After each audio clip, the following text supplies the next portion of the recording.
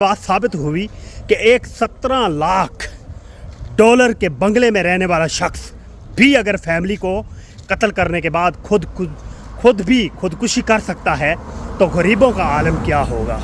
ठीक है, तो डिप्रेशन, फ्रस्ट्रेशन। मेरे पाकिस्तानियों, कैसे हैं आप? खैरियत से है ना? मेरी तरफ से आपको बहुत ही मोहब्बतों भरा सलाम। मैं अभी एक अमेरिकन चैनल स्काई न्यूज़ देख रहा था, तो उस पर मैंने एक बहुत ही तकलीफ़देह खबर पढ़ी कि डॉक्टर जेम्स, जो कि अमेरिका के अंदर डेंटिस्ट थे, बहुत ही काबिल डॉक्टर थे, जिनका ताल्लुक़ जनूबी कोरिया से था।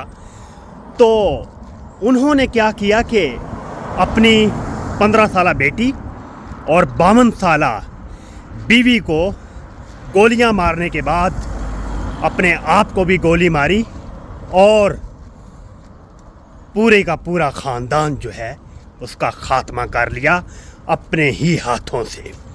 और यकीन जानिए, वो अमेरिका के अंदर तकरीबन 17 लाख डॉलर्स के बंगले में रहते थे। और 17 लाख डॉलर को आप रुपयों में कन्वर्ट करें तो ये करोड़ों रुपयों का बंगला था। तो उन्होंने क्या किया कि खुदकुशी की।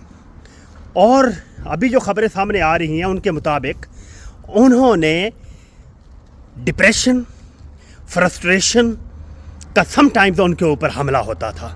तो मैं अक्सर वीडियोस बनाता रहता हूं कि खुदारा डिप्रेशन, फ्रस्ट्रेशन से निकले, खुद भी सुकून से रहें और दूसरों को भी सुकून से रहने का मौका दें, ताकि आपकी ज़िंदगी की जो बहारें हैं उन्हें आप खुद एंजॉय करें और दूसरों की खुशियों में, दूसरों के रंगों में आप भंग ना डालें, दूसरों को भी सुकून से रहने का मौका दें।